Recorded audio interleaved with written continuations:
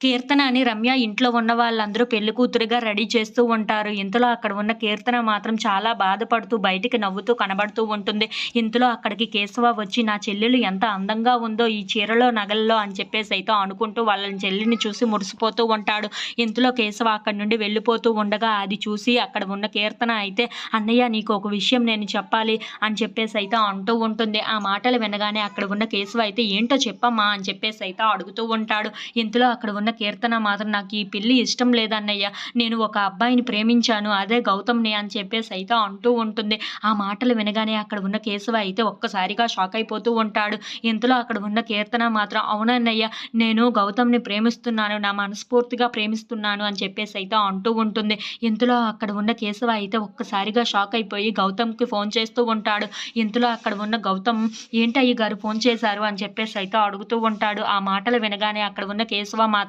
ఒక్కసారి నువ్వు ఇక్కడికి రా నీతో మాట్లాడాల్సి ఉంటుంది అని చెప్పేసైతే అంటూ ఉంటాడు. ఆ మాటలు వినగానే అక్కడ ఉన్న గౌతమ్ అయితే ఒక్కసారిగా షాక్ అయిపోతాడు.